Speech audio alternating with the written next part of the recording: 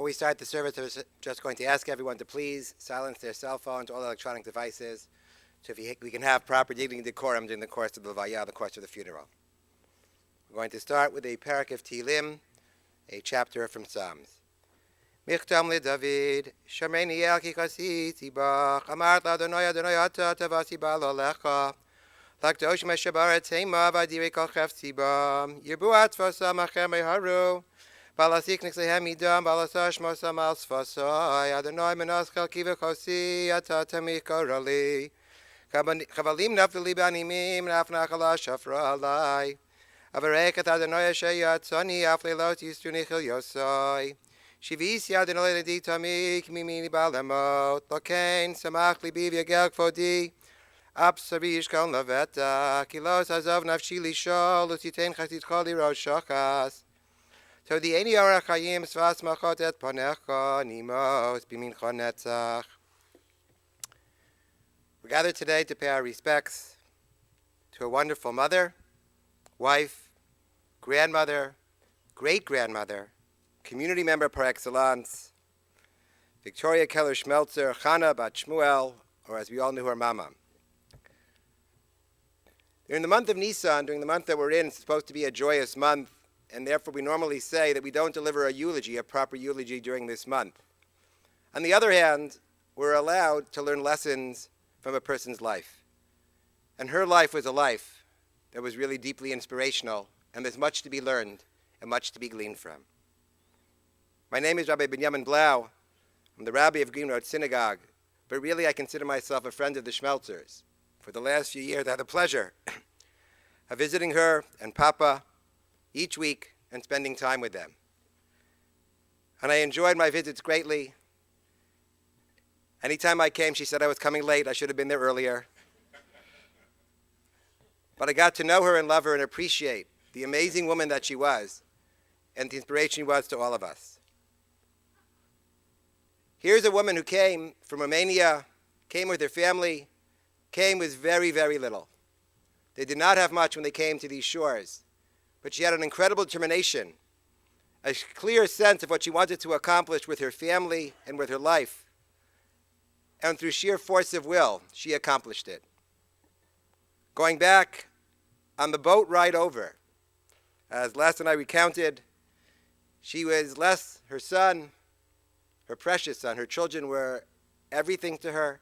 Grandchildren, great-grandchildren, they were wonderful. They were always wonderful. Every time I would come, she would sing their praises, sing their virtues. So they were traveling on the boat, and Les wasn't feeling well. He hadn't eaten right. So she turned and said, "What would you like to eat?" So he wanted chicken parpikeshka, right? So she went to the cook and said, "You have to make this for my son." So he said, "I can't do this. I can't make one dish for one person." He said, No, I am insisting you have to make it. I'll come into the kitchen. I'll show you. I'll make it. I'll show you how to make it. They made it for the entire ship. That was who she was. And that story, in many ways, really encapsulates all the attributes that she possessed. That fierce determination, the will to get things done, the knowing she was doing the right thing and not going to waver, and her unbelievable love and care and concern for her children. She wanted them to have a wonderful life. She wanted to have a deep sense of Yiddishkeit, a deep sense of Judaism. And she worked so hard to make sure they had those opportunities. Whether it was sending them to school, when they sent initially to the Hebrew Academy, moving to other school districts to be in the right place for them to be able to advance their education, this was central to her life. She sacrificed for her children. She worked hard for them. She would often be working in her beauty shop, the beauty shop that she valued so much, the beauty shop that incidentally even got her wonderful daughter-in-law, because she did Cindy's mother's hair years before Cindy and Les were even an item. But the beauty shop where she toiled so hard for all these years, she worked so hard, incredible hours, but never missed taking care of her family. She was blessed, an unusual blessing, unfortunate on one end, but unusual on the other, to be blessed with two husbands during the course of her lifetime who she cared and loved for very, very deeply. It was interesting how similar they were in personality, compliments to her. She was always very strong and forceful. They were a little more compliant, agreeing, knowing that she was always right. But she loved them deeply and cared for them incredibly. Even in her later years, when they moved to the area where they presently reside, they picked a house. It wasn't the house that she wanted, but it was the house that Bernie could get to shul to, and that was the house that they chose. She was a genuine and very real person. She told you what she felt. She expressed herself. But when she believed in someone, she believed in them fully. And there are so many people who look back to their success, and the success came from the fact that she believed in them, and she knew that they were going to be successful. She was extremely intuitive. She could sense a person's personality. She could sense if you had something good within you, and she would nourish it and cherish it. I can tell you how many times I was ostensibly coming to visit her, and she'd look at my face and say, "Rabbi, what's going on? What's the matter today?" Or if she sensed I was shifting in my seat, she said, "Rabbi, you're about to leave. Why are you leaving?" She was incredibly intuitive, incredibly gifted in understanding people's natures and what they were about. She loved her time in Europe. She would often lapse into Romania in her later years, and she would always reminisce and talk about the things that she had left. She loved the culture. She loved the music. She loved so many things about it and would reminisce about it very fondly. She was an amazing balabasta. Very, very proud of her children, very proud of her grandchildren, very proud of her great-grandchildren. She would talk to me all the time about how smart they were, how talented they were, how I have to go get jewelry from Les, how I have to go and see Avo. She's in a new pharmacy. You have to go and see her. Rabbi, go into the store. She'll be happy to see you. And she doted on her grandchildren and would love telling me stories about her great-grandchildren, little things they were up to, little things that they had accomplished. It's challenging when you come to a country that's not your own, when you don't have that much, to be able to instill in your children the values that you held so dear, and she did. A very, very overprotective mother. Even as adults, wherever they went, they had to call her that they got there. They had to call that they had returned, always making sure they were okay. She would tell her son, go around the trouble. Avoid it. Avoid the issues. And it's interesting how much both her children said to me, they do the same thing with their children. The lessons their mother had instilled in them, they passed on to the next generation. And in many ways, of all the blessings that we have, that's the greatest blessing. If the values we hold dear are able to be passed on to our children and the next generation and the next generation, it's been a long, beautiful, successful life. Yehi Zechra Baruch, may her memory be a blessing. I know her children have instilled those midos, those character traits that were so strongly hers in themselves. I know they're passing them on, and I know they will do so for many, many years. I'd like to ask two of her beloved grandsons to say a few words. First, we'll ask Andrew to come up and share his reminiscences.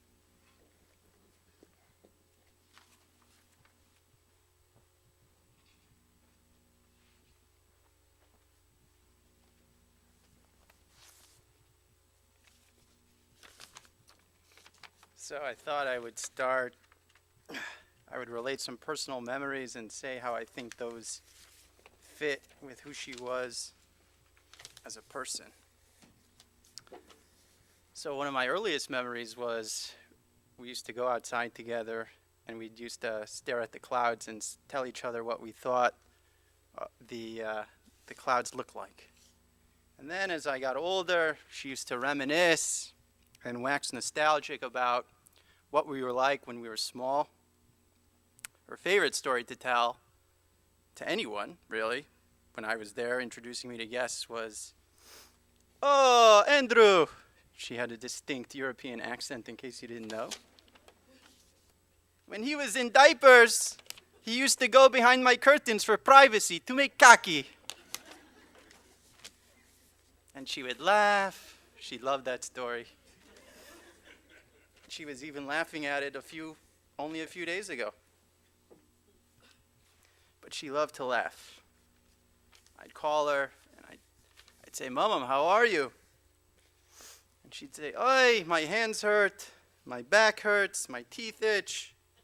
But tell me a joke, I want to laugh." So I'd tell a joke, and only half the time she would get the punchline. And I thought that it was a language barrier but it turns out that I'm just a bad joke teller. So next week is the holiday of Pesach, and everybody knows that we drink 4 cups of wine at the Pesach Seder.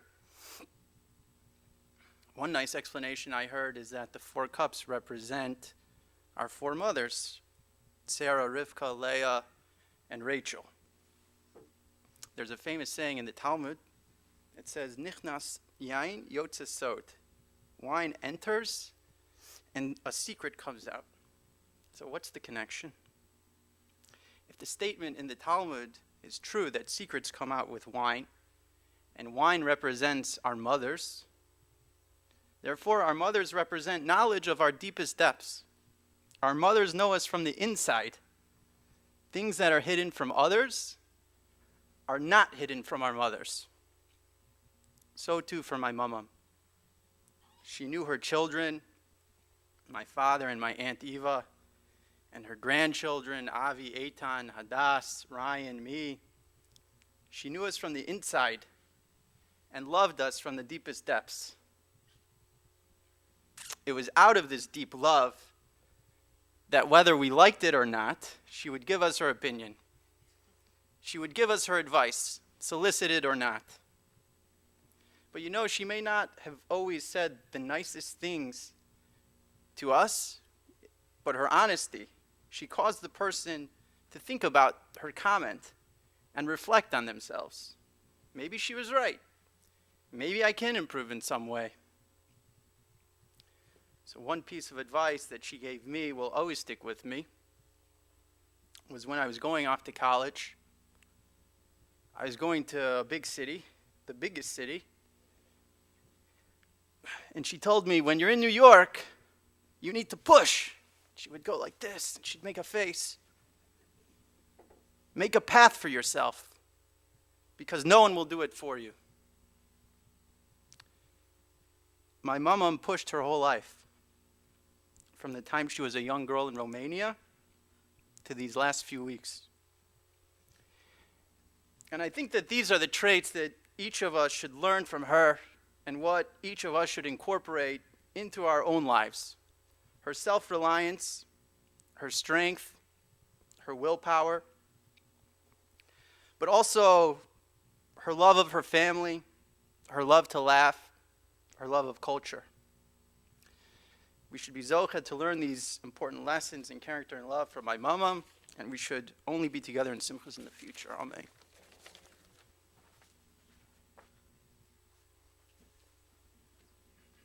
I'd like to call upon Rav Eitan to please come and say a few words.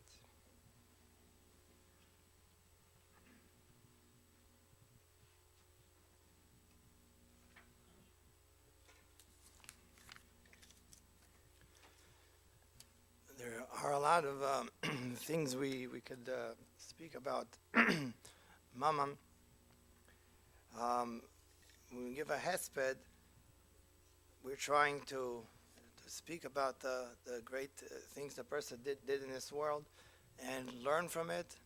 And if we learn from it and take upon ourselves things that we could change and relate to, all of those things are going to be Le'ilui nishmasa, to bring our neshama higher and higher in the heaven. We're standing now a week before Pesach. On Pesach there are a lot of different mitzvahs that we do, and in general and in particular, and on Leila Seder. In Leila Seder we see that there are a few mitzvahs that we do, eat the matzah, maror. But there's one main mitzvah that everything revolves around that mitzvah. And that mitzvah is v'higadeta lebincha. Tell over to your children the story of Yetzias Mitzrayim. What happened when Hashem took us out of Egypt. And with this story, telling the children in details everything that happened in the 10 makos that Hashem gave to the mitzvah, exactly all the details, and dam and safardea, and He brought the frogs and the mitzvah and the arav and everything in details, to tell the kids, the children, that they should tell their children, and so on, the generations are going to continue speaking and talking about Yetzias Mitzrayim. The question is, why is it so important to go into so many details of Yetzias Mitzrayim and speaking about all the details and all the miracles that Hashem did to us then? There is a pasuk that we say in Rosh Hashanah and Musaf, and we say like this: Haben Yaakov Ephraim im Yeled Shashruim ki midei dabri boy zachar ezkerenu neum Hashem. That pasuk means that Hashem says that He has a son, which is us, the Jewish nation. Im Yeled Shashruim, and he's my favorite, beloved son. Midei dabri boy. Every time I speak about him, I talk to somebody about him.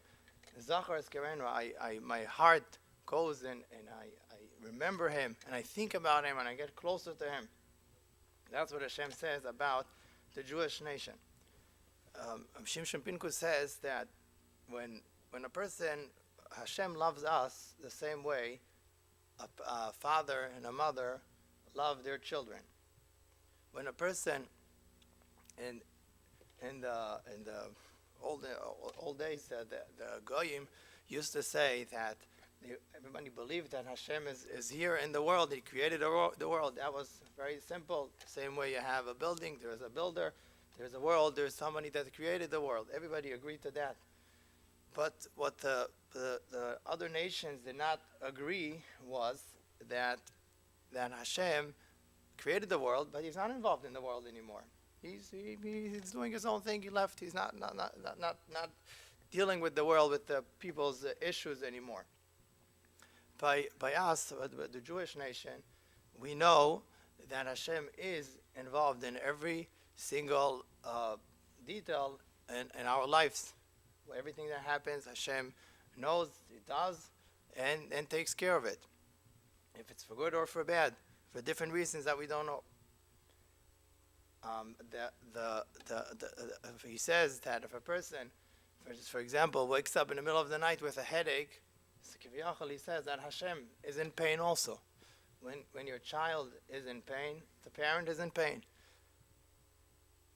When the Jewish nation were in Egypt, we know how much they suffered over there with the Mitzrayim, everything that the Egyptians did to the Jewish nation, how much they suffered, and they had all kinds of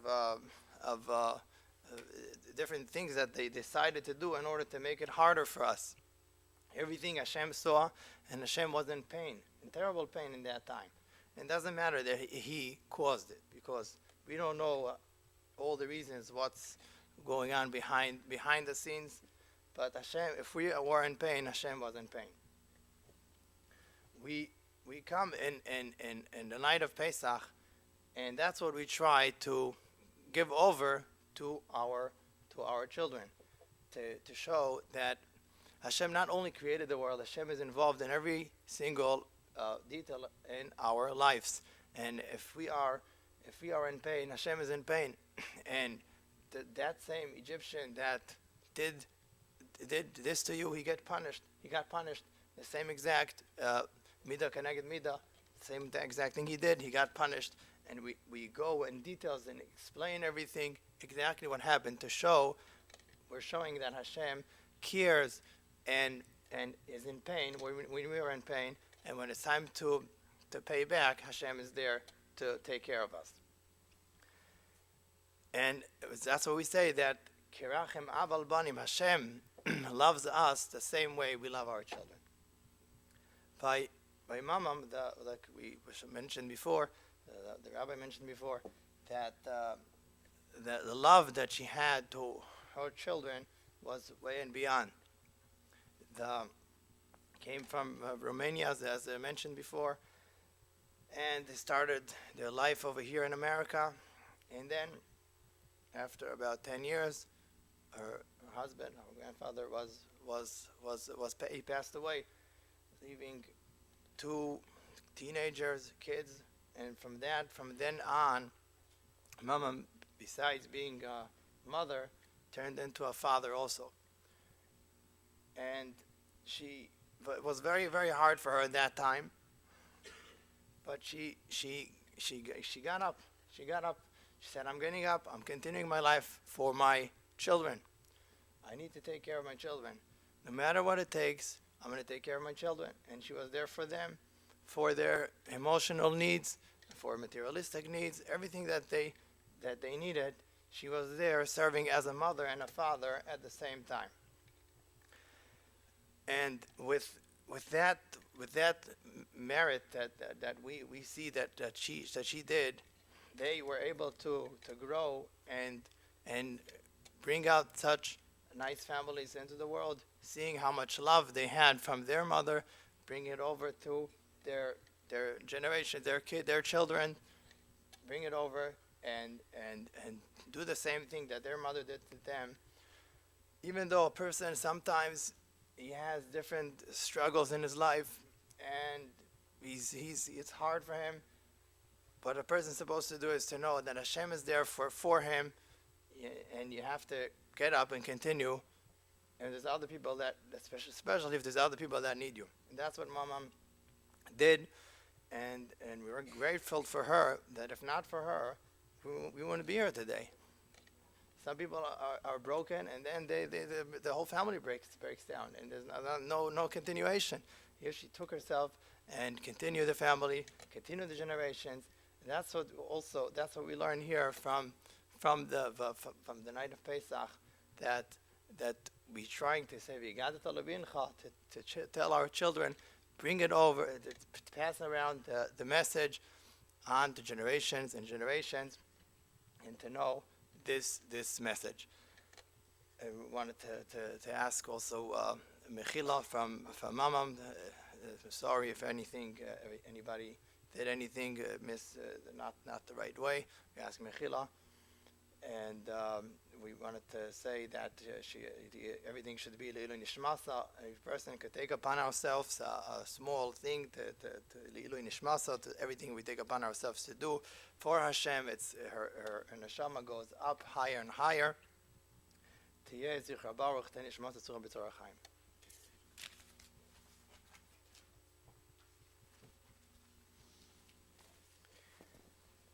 Before concluding our Levaya, our service, I do want to make mention of the fact, I think Samakar Datov, we have to acknowledge the incredible dedication and care she received.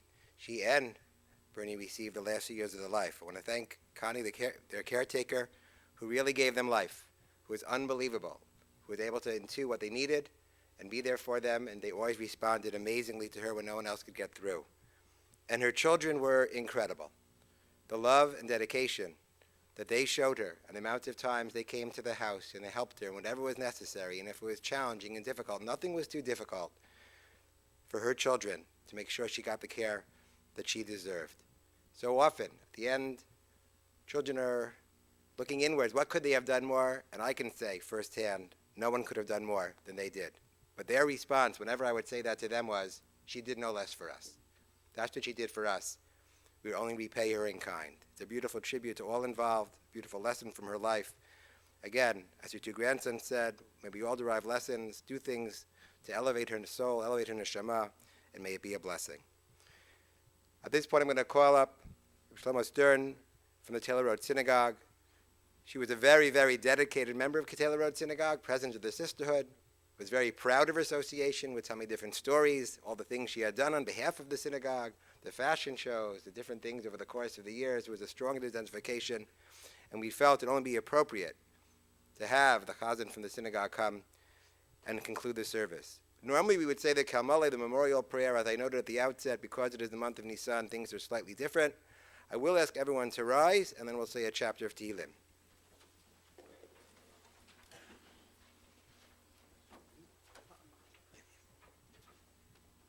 Actually, it's the Shabbos of Taylor Road Synagogue, but that's okay. Tehillim Kuf Lamed, Psalm 130. Shir HaMa'alois Mimamakim Kerasecha Adonai Adonai Shema V'Kayeli Tiyenos Necho Kashuvais lekoile tachanunoi, im avoy nois tishmarya, Adonai meyamoid, ki yimcho aselicha, leman tivorei, ki visi Adonai, ki v'son nafshi, v'lidvorei hayechalti, nafshi l'Adonai mi shoymerim laboiker, shoymerim laboiker, Yachel Yisrael el Adonai, ki im Adonai yachesed, v'harbei imai fedos, v'ho yifdes Yisrael mikoil avoidaisav. I will now read the same psalm in English. It's not the greatest English in the world, but it's what I have here. A song of ascents. Out of the depths I call you, Lord. Lord, listen to my cry. Let your ears be attentive to my supplicative plea. If you preserve the account of sins, God, Lord, who can survive? Pardon resides with you, so that you are held in awe. I hope for the Lord. My soul hopes. I await God's word. I yearn more for the Lord than gods for the morning. Gods for the morning. Israel, wait for the Lord, for with the Lord is kindness and great redemption, and it is God who will redeem Israel from all its iniquities.